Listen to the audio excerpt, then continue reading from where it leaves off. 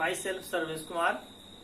Today my lecture on the topic of deficient demand. आज मेरा जो व्याख्यान है न्यून मांग, अभावी मांग, उसके क्या कारण है, उसका क्या प्रभाव पड़ेगा भारतीय अर्थव्यवस्था पर या अर्थव्यवस्था पर, उसका रेखा चित्र के द्वारा पूरी व्याख्या है। सबसे पहले अभावी मांग क्या है, व्हाट इज डिफिशिएंट डिमांड, देखते हैं। Deficient demand refers to a situation where actual aggregate demand falls short of the aggregate demand required for full employment level of output। कहने का मतलब है न्यून मांग वह स्थिति है जिसमें अर्थव्यवस्था में पूर्ण रोजगार प्राप्त होने के लिए जितनी मांग होना चाहिए था उससे वास्तविक मांग का कम होना। It is a situation where aggregate demands less to the aggregate supply to get full employment equilibrium. तो मैंने आपसे कहा दो तरह की कंडीशन हो सकती है, aggregate demand is less than the aggregate supply, दूसरा हमने कहा aggregate demand is less than the aggregate demand. It means जो हमारा कहने का मतलब है जो aggregate demand, actual aggregate demand is less than the required aggregate demand to get full employment equilibrium. That causes deficiency gap. इसके कारण एक अंतराल होगा, इस अंतराल को विस्फीतिक अंतराल कहा जाएगा, जिसे अर्थव्यवस्था पटरी से उतर जाएगी, मंदी आ जाएगी और समस्याएं होगी।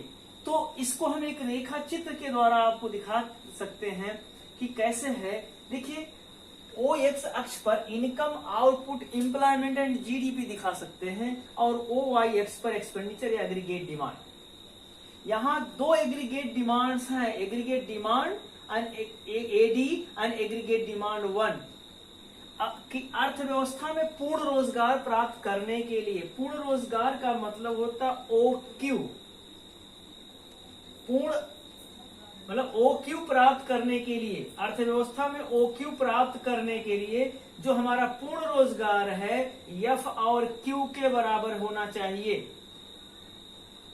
एफ एंड क्यू के बराबर एग्रीगेट डिमांड और एग्रीगेट सप्लाई होनी चाहिए। कहने का मतलब एफ और क्यू के बराबर एग्रीगेट डिमांड होना चाहिए, that is required aggregate demand, जबकि वास्तव में एक्चुअल एग्रीगेट डिमांड है जी और क्यू के बराबर।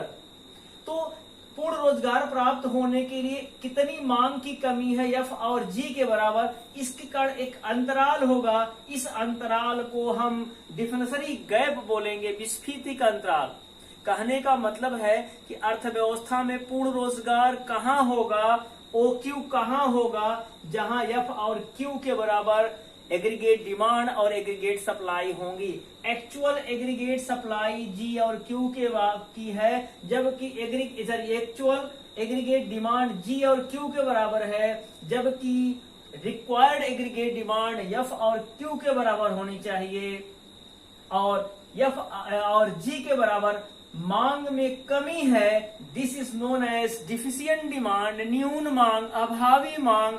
इसके कारण एक अंतराल होगा, that is known as deflationary gap, इसको बोलते हैं विस्फीतिक अंतराल। अब होता क्या है कि इसका मतलब क्या हुआ कि फर्म उत्पादन एफ और क्यू के बराबर कर रहे हैं, there aggregate supply is equal to F and Q, where peoples are demanding only equal to G and Q, लोग जी और क्यू के बराबर मांग कर रहे हैं। इसका मतलब अर्थव्यवस्था में एफ और क्यू के बराबर अनसोल्ड गुड्स है, दैट इज अनप्लान्ड। या अनप्लान्ड के अनियोजन के चलते हैं फर्मों के पास बिना बिका हुआ माल का स्टॉक जमा हो जाएगा और फर्म क्या करेंगी, उत्पादन कम करने की योजना बनाएंगी। उत्पादन कम होगा तो रोजगार कम होगा, रोजगार कम होगा तो आय कम होगी, इनकम कम हो जाएगी, उत्पादन कम हो जाएगा और अर्थव्यवस्था को इस ई बिंदु पर ढकेल देगा।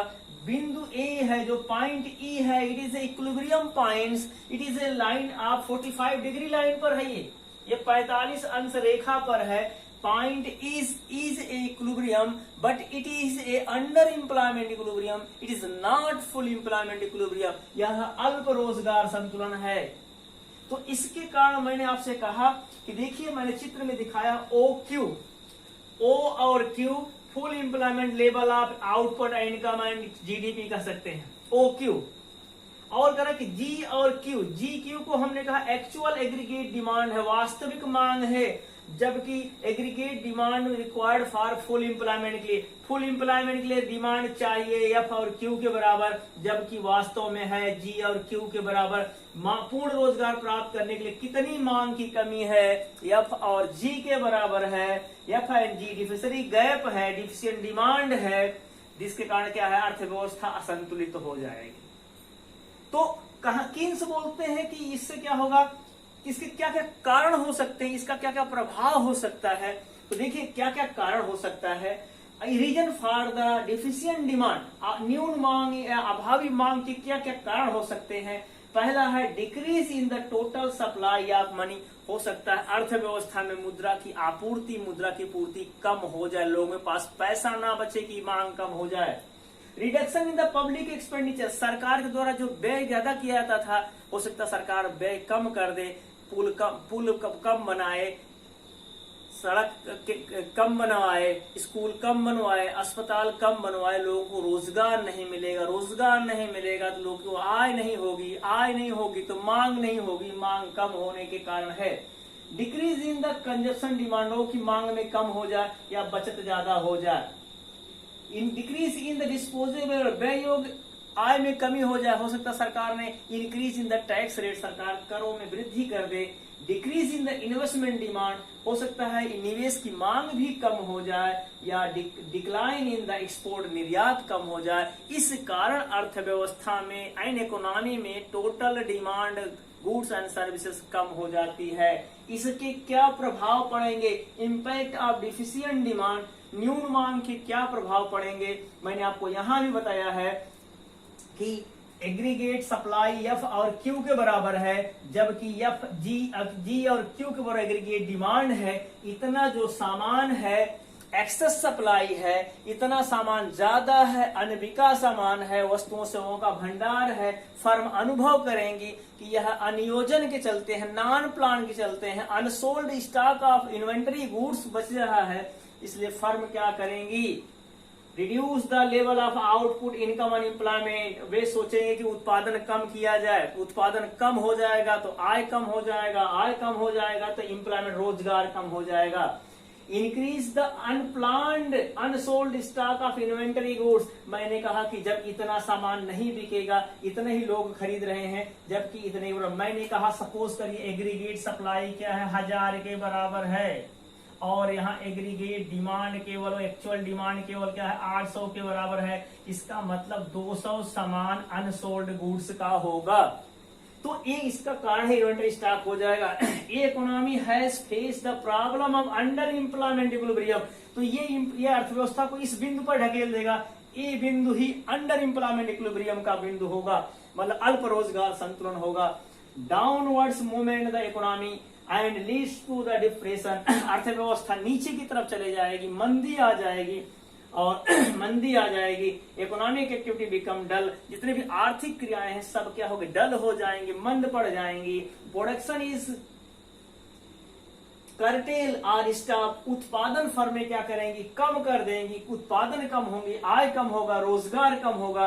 प्रोडक्शन इन कर्टेल, हमने कहा no new investment is made, नया निवेश कोई नहीं किया जाएगा। वैल्यूम ऑफ एम्प्लॉयमेंट फॉल, रोजगार का स्तर क्या हो जाएगा, कम हो जाएगा, रोजगार की मात्रा कम हो जाएगी। Money income of the people becomes low, लोगों की आय कम हो जाएगी, परचेजिंग पावर कम हो जाएगी, अर्थव्यवस्था मंदी में, डिप्रेशन में फंस जाएगी। तो फिर से एक बार देख लीजिए जो ग्राफ है, मैंने कहा कि न्यून मांग, अभावी मांग वह स्थिति है जिसमें पूर्ण रोजगार प्राप्त करने के लिए जितनी मांग चाहिए उससे वास्तविक मांग का कम होना।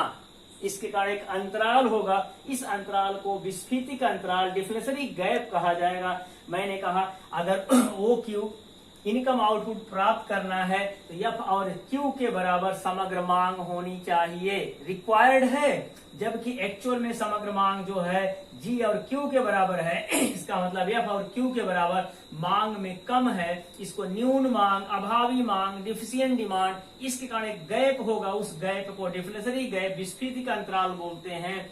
अब फर्म अनुभव करती हैं कि वे उत्पादन ज्यादा कर रहे हैं जबकि लोग कम खरीद रहे हैं, वे उत्पादन कम करेंगी, उत्पादन कम करेंगी तो निवेश कम होगा, आय कम होगी, रोजगार कम होगा, उत्पादन कम होगा, अर्थव्यवस्था को ई बिंदु पर ढकेल देगा।